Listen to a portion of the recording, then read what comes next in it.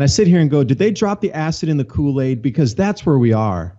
We are in a candy cane, la-la, insane asylum, and they're going to spray the skies beginning in the spring of 2019. Adapt 2030 Mini Ice Age Conversations covers changes in our climate due to a new and intensifying grand solar minimum. In the media, overlooking, downplaying, or burying cold weather changes occurring on our planet. This is in order to keep the global warming agenda steaming full speed ahead. I do this podcast and radio program because we need to begin conversations on how to adapt our food growing strategies long before 2030 as agricultural zones shift, affecting global crop output, but very few mainstream media outlets are talking about the most important issue of our time, cold weather crop losses. Our sun is going through a 400-year cycle, which has effects on our weather patterns as our magnetosphere weakens and the jet streams go out of flow.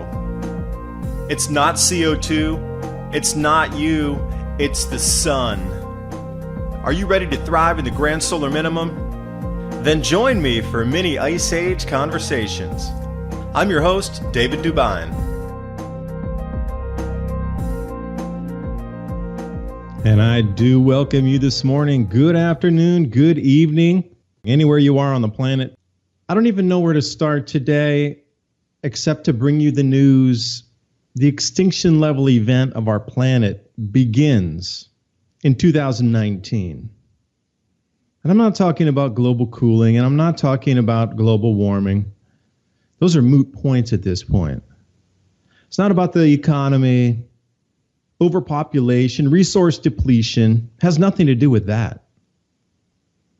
The first geoengineering experiments to dim the sun are on track due to the new anointed gods of the planet from Harvard, who are now going out with public aerial dispersion spraying programs. But don't worry, it's all under check. They have the environment completely under control, and they know that no crops will be lost.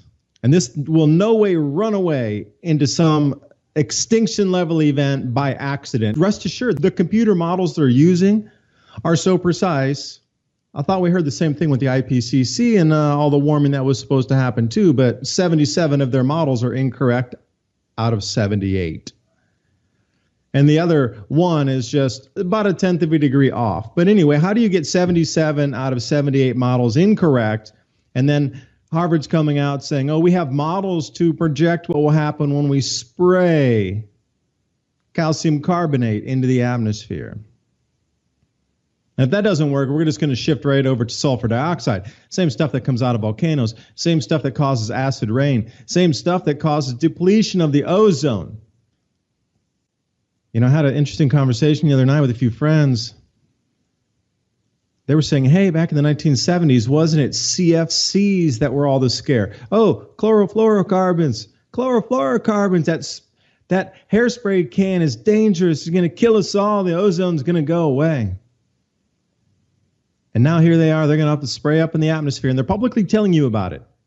So everybody who was once, oh, you're a tinfoil hat wearing conspiracy theorist, you talk about them spraying the skies to dim the sun. Go have lunch with Bigfoot, dude. Now Harvard's publicly on the record telling you publicly that they are starting aerial spraying programs in the spring to dim the sun. And my whole thing's like, well, if you're so worried about CO2, just plant trees. I would say we need to cover the entire planet with trees first before we even consider 1/5 of 1% of a possibility of even spraying 1 gram up into the atmosphere. We need to cover the entire surface of our planet with trees. It's like a Manhattan-style project. Get out there, plant trees again. The implication of what they're doing, it's an extinction-level event that they're bringing upon here. And I'm just wondering, I'm trying to bring the information as well as Christian at Ice Age Farmer, and there's so many others out there telling you this is happening right now. Is anybody even looking or caring? At what point do they need to dim the sun that you're going to actually take a look and say, whoa, we need to think of other alternatives than dimming the sun and blocking our light source in the atmosphere? That's insanity. I remember seeing a cartoon. No, it wasn't a cartoon. It was an animated film where that was the last thing. They had these robots that took over, and the robots had thrived on sunlight because they had their own solar panel pack or something inside. And the only way to try to stop these robot army was to dim the sun, and then everybody was looking at the sky, and they sprayed all this black soot up there, and it went totally dark for years, yet the robots still survived. Kind of one of these scenarios which I'm envisioning here. But rest assured, China can keep polluting. Don't worry, it's cool.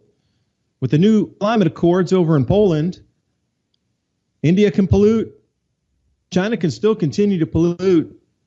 You can continue to consume from all these polluters out there that are burning non-clean coal, but we need to spray the atmosphere. Now, if it was truly that much of a life or death situation where they're going to now publicly tell you they're on track to begin the stratospheric controlled perturbation experiment, which will inject calcium carbonate particles high above the Earth in an attempt to reflect some sunlight from the sun rays back to space to mitigate runaway global warming, which hasn't happened. The whole entirety of increase of temperature is not even 0.3 of a degree at the moment. They're trying to limit it below 1.5 C. It's currently at 0.3 C. So literally 5 times less than their target is where we are now, but they still want to spray the skies. And this episode's brought to you by TrueLeafMarket.com. Heirloom and organic seeds since 1974. Full range of garden seeds, microgreen seeds, sprouting seeds, wheatgrass, grain seeds, flower seeds, herb seeds, and ground cover crop. I encourage you to take a look at their website, TrueLeafMarket.com, and they even have free starter guides there for you to learn how to grow sprouts, microgreens, herbs, and wheatgrass. Use the link below and give yourself the gift of organic and heirloom seeds. New articles out talking about NASA. Global warming promotes Arctic sea ice growth. The faster ice growth is due to global warming now. And I sit here and go, did they drop the acid in the Kool-Aid? Because that's where we are. We are in a candy cane, la-la, insane asylum. Now, you know where this goes. It goes straight into trillions being marched into this program. And they also gingerly throw in the last paragraph near the bottom of the article. It's an incredibly long article in Nature magazine, by the way.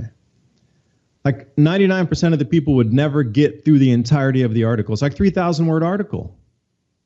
Most people have time to skim the headline. But since I'm me, I read the entire thing.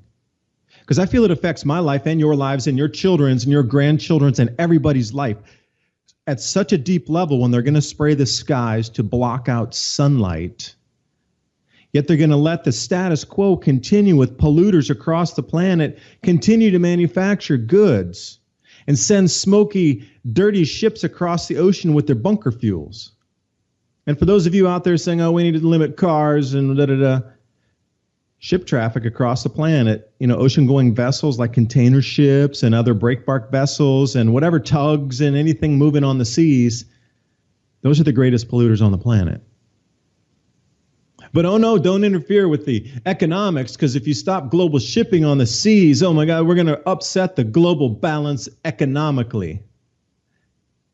Well, you know what? If that's what it takes, and we need to cease all economic activity so there's no possibility to spray in the skies, then that's what it takes. We go back locally. Everything globalist stops now. It has to. If they're coming to the point now, and that's the excuse, that there's too much CO2 up there and they're trying to limit runaway global warming, yet they're not going to curtail economic activity of at least ocean-going vessels to try to take out the largest polluters on the planet, along with saying, whoa, China, you got to kick that back. India, you got to reel that in too. But no, just let them go, continue, grow the economy. It's such a runaway extinction global warming event that we need to do an extinction level spraying event in the atmosphere. And for those of you on the net trying to go, what is this guy talking about? I never even heard this guy's off his rocker this morning. SCOPEX. So that's what they're abbreviating it as. SC, that's Sam, Charlie, Oscar, Papa, Echo, X-ray. SCOPEX, SCOPEX. Now, further down in the end of the article, where very few people will even venture that deep into the article, and they have to say it. I just sit down, please. If you're standing, you might want to sit when you hear this one. Geoengineering masks the real problem. Even if it works, it's going to mask the real problem. At best, geoengineering only masks the effects of the pollution rather than reducing it. And here's the kicker, sit down. They're worried that a potential termination shock will happen if the practice ever ceases. Meaning that once it starts, it never, ever, ever stops. Ever.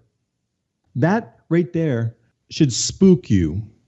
That once this program goes live in the spring, it never stops ever again. They even mentioned termination shock. If they stop spraying, the runaway global warming will come back again. Whatever gains they had made in cooling the temperature, oh wait, we're set for a grand solar minimum right now, aren't we? So temperatures would be cooling naturally across the planet because of the onset and the intensification of the Eddy Grand Solar Minimum. The temperatures are cooling right now anyway, naturally, in the Earth's and the Sun's multi-century cycles, multi-millennia cycles. How convenient is that? So they're going to start spraying right now, and the temperatures are going to cool anyway naturally because of the Grand Solar Minimum. And then they'll take credit for it and say, look, we cooled the planet. We're such gods, self-appointed new gods on this planet. You worship us. And you come to a one global government so we can solve this CO2 issue. And if we ever stop spraying, the temperatures will rise again and bow to us. We are gods on this planet because we are spraying the skies and we just saved the human race. But you're going to have to pay more tax dollars to save the human race. Don't ask questions where the money goes. Now, see, the shift is on right now. The narrative change is on again. They're going to shift from a CO2 global tax, which is dead on arrival. You see what's happening in France. That is big. Now the Netherlands has started. And Belgium. Germany's going to be soon swiftly thereafter. You know, Google and social media inside the Netherlands is now cutting feeds. They're not even letting anybody communicate in the Netherlands because the movement is now taking root there as well. So the social media overseers think that, well, if they stop the communication, they can stop the movement because they don't want it to sweep through Europe. Now the genie's out of the bottle that masses of people are way more powerful than the leaders of the countries.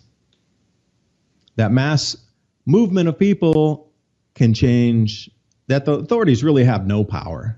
The curtains have just been swung wide open of, the machine behind the curtains, which is illusion of control. Now they have the European army going in to say, wait, you can't even have your own thoughts. You need to bow to the kowtow to the European army.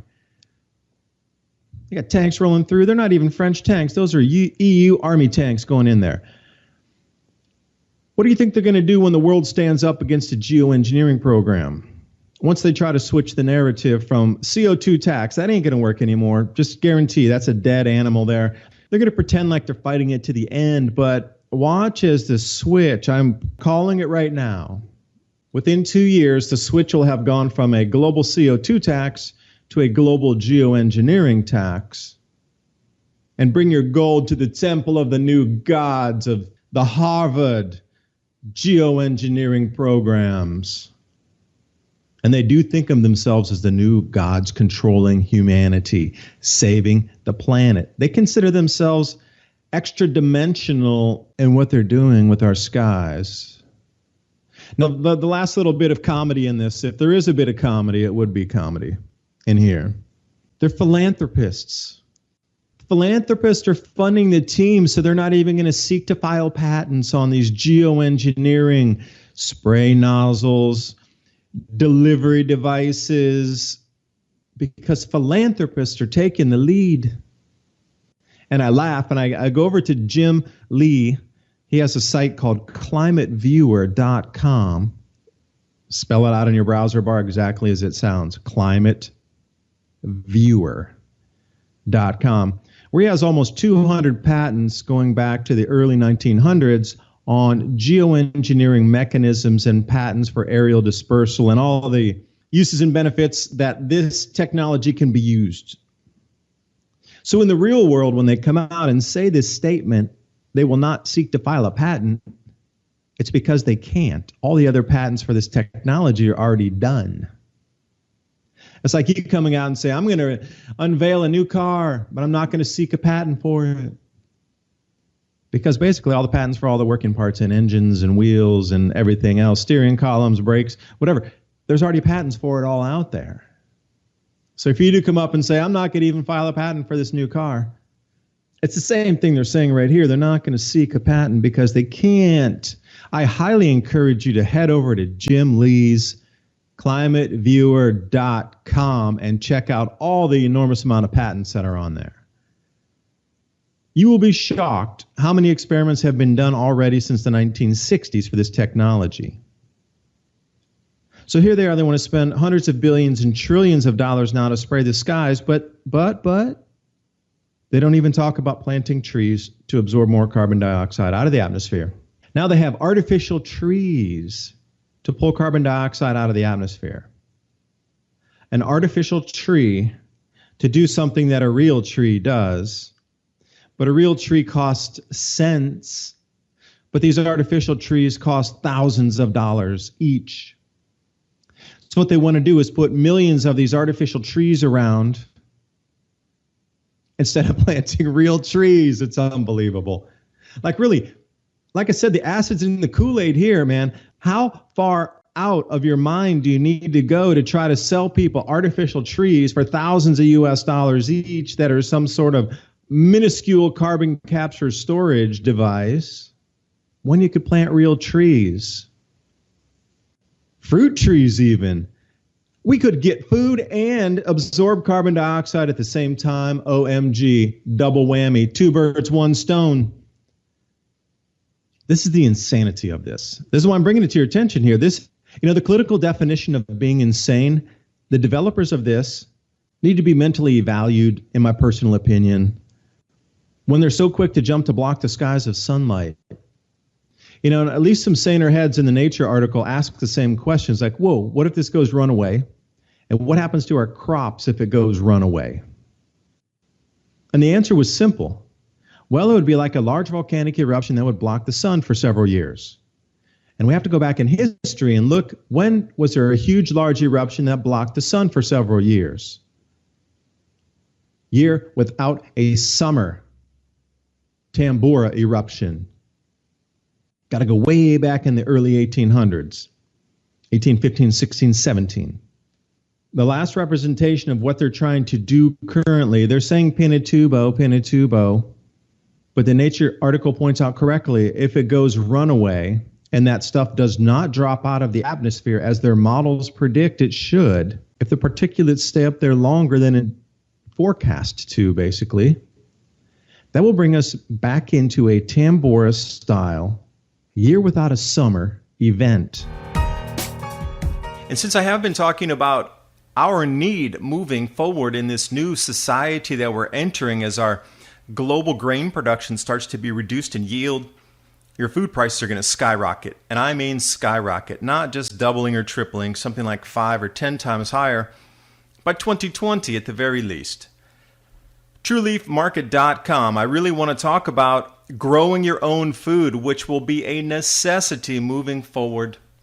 They've been around since 1974, heirloom and organic seeds. Since I've started talking about them in my videos, I have a lot of people write and say that they've previously ordered, that they know the owner, having great results, good customer service. They quite enjoyed the seed quality as well. And there's so many ways that we can go about growing different types of vegetables that we're going to need. Microgreens are incredibly nutritious. They're super fast to grow. In less than a week, you can have something that you can eat. And we know the benefits of microgreens. All you have to do is use a search engine and look up vitamin, mineral, nutrient content of microgreens. You'll be shocked. Also, sprouts.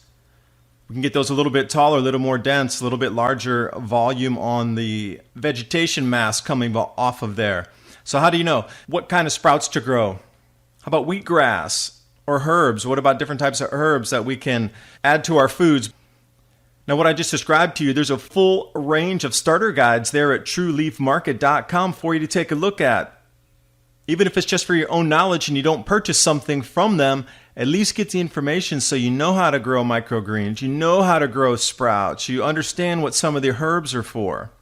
And not only that, they have wheatgrass and grain seeds.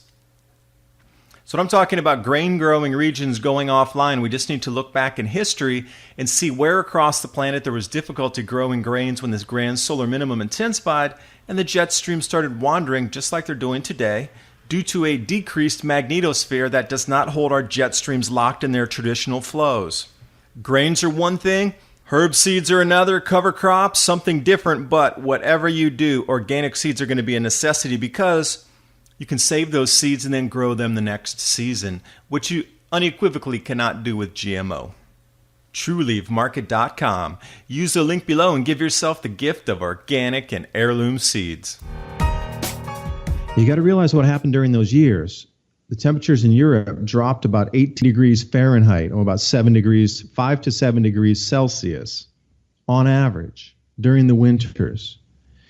There were years that they called it a year without a summer because it snowed in July and it snowed in August across the northern hemisphere. Now, the accounts in the southern hemisphere were that Indonesian temperatures also dropped significantly, about 25 degrees Fahrenheit, due to the ash that was directly over the island chain.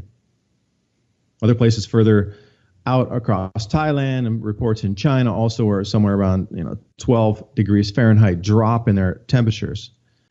It was a decimating event. I mean, global agriculture ceased for years. I mean, it went to almost zero for that next summer with the year without a summer. But then the tapering effects were several years after that. The crop yields were decreased due to the amount of sunlight wasn't reaching the crops, and the global surface temperatures had dropped so much that it was a gradual rebound. It wasn't like Tambora went off one year and then it was ash in the air for a year, and then next year everything was back to normal again. It was not like that. Reading the accounts of the Tambora survivors across the planet that had to deal with the ash in the air, an enormous amount of respiratory problems due to the sulfur dioxide, the ash, and everybody could just taste it and feel it is what the description was. It was just in the air. The paintings of the time, these stunning, magical, unbelievable sunsets that pervaded for a couple of years, they were talking about these massive, craziest sunsets you've ever seen lasting for 3 years before the ash finally dropped out enough to where it didn't affect agriculture. But let's say they're spraying up there with this Harvard program, and I'll read you the name again because I really want you to understand what the name of this thing is here. As they move through, they try to give it all these super cute little conceptual names, easy to remember. SCOPEX, that's going to be a catchphrase in the future. Stratospheric controlled perturbation experiment, injecting calcium carbonate particles. Now, they say calcium carbonate's awesome because it's a high pH, so it won't affect the ozone. But then they're saying in the next breath, well, if the white reflective particles of calcium carbonate don't work, we're going to go right back to sulfur dioxide, which we know works for sure. The stuff spewing out of volcanoes, stuff that causes acid rain. We're going to go right, that's the default they're going to fall back on if the white reflectiveness doesn't work. SCOPEX, SCOPEX. Now, I'm really wondering how many politicians around the world know what this program is or that they're starting it. Now, of course, they're going to reassure everybody in the beginning it's going to be very small, tiny. Don't even worry about it. It's just research. We're going to have a balloon release this stuff, and then another balloon downwind is going to catch it and see how much is dispersed into the atmosphere so we can get a good indication of how far this will spread when we spray more. And the key there is spray more. So it seems to me the wording of this is every single experiment and time they do it is going to increase the base load of particulate. Now, if they're going to receive millions and billions in funding to continue with the research, I don't think the initial tiny 300 grams that's not going to affect anything is going to stay at 300 grams. Like, let's say you got that billion US dollars for research and you started with 300 grams. Would you stay with 300 grams through the entire billion funding, or would you scale it so you could prove that it's scalable? And how far would you scale it up as well before it was provable to an investment board that you could do this? Is it going to be 300, 600, 900, then we're at kg, and then it's 1 kg, and the next time it's 2, and the next time it's 4, and the next time it's 8? And then 3 weeks into it, they're putting 16 kg, and then it's 32 kg, and then suddenly it's almost 100 kg. Then after 3 or 4 weeks, it's thousands of kgs, tons. I don't know how old you are out there listening, but when we were kids, we were always given the choice. Would you rather have $1 million, or would you rather have a penny, 1 cent a day, doubled? That's an interesting question for a kid, because back then, $1 million was a lot of money. Today, with inflation, different. But the question remains, would you rather have $1 million US as a one-time payment, or would you rather have a penny a day doubled for a whole month, and at the end get the end results of that penny at the end of the month, of what it turned into, doubling every day? So day 1 is 1 cent, day 2 is 2 cents, day 3 is 4 cents, day 5 is 8 cents. Which one would you rather have? And it still goes with this stratospheric aerosol injection program. I mean, the tests that they're going to run, when do they stop the test and it turns into an in-play?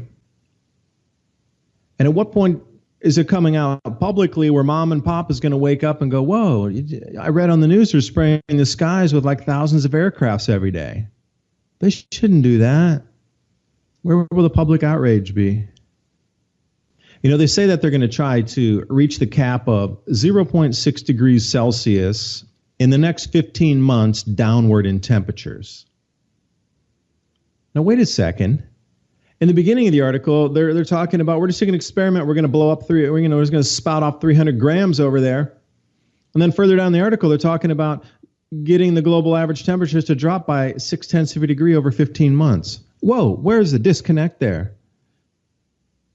And you know what? The global temperatures are forecast to drop due to the Grand Solar Minimum. So you can see the switch already in play. And then we have this ridiculous NASA article coming out here. I hope, has anybody seen this? I'll give you the title for it if you want to look it up. This week has been sort of like, whoa, I need to put some acid in the Kool-Aid so I can catch up with all these articles that are out here. Anybody got a handful of mushrooms? Because I need to catch up with all these people out here that are putting this Alice in Wonderland kind of journalism up for us to screen through and read. NASA, actually December 11th. Global warming promotes Arctic sea ice growth. Now, wait a second. Wait a second. We have been told from day one the Arctic sea ice is melting.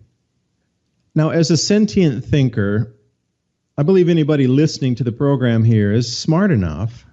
What are the news articles that you have seen again and again and again about Arctic sea ice? Now put that in your brain for a second. What is your recollection and memory of articles about sea ice? And let's just say the last 5 years.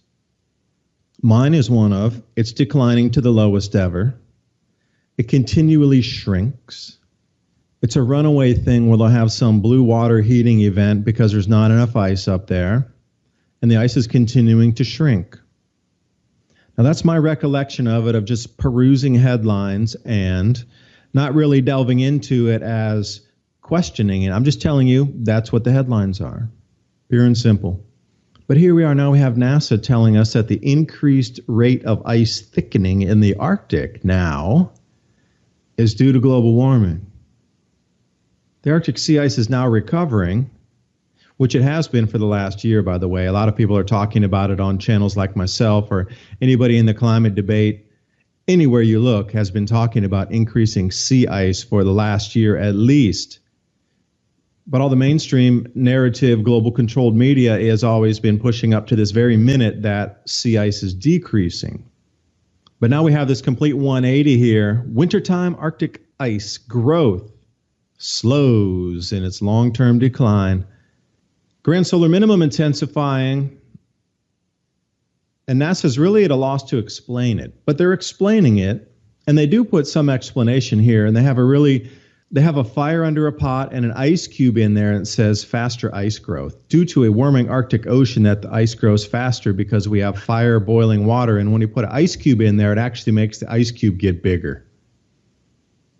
Is basically what they're saying. They're finding the long-term trend of ice is growing in the Arctic, but it's due to global warming. See, now this is the funny thing here. They go on and they say, well, there's a strong negative conductive feedback process in our current climate, which increases winter ice growth for thinner initial ice. That's in big, bold, red lettering in the article. So they're saying that the thinner initial ice is now spreading, so the width and the breadth of the Arctic ice is increasing now due to global warming, of all things. So then at the bottom, there was a comment here that I really like. This is off What's Up With That. There was a comment at the bottom. It says, I guess we should count ourselves lucky that the world isn't currently cooling. Otherwise, we might lose Arctic ice pack altogether. If the world's warming and the Arctic ice is increasing, what will happen if the world cools? We're going to lose ice, according to NASA. This video is brought to you by our friends at TrueLeafMarket.com. Heirloom and organic seeds for any grow zone on our planet.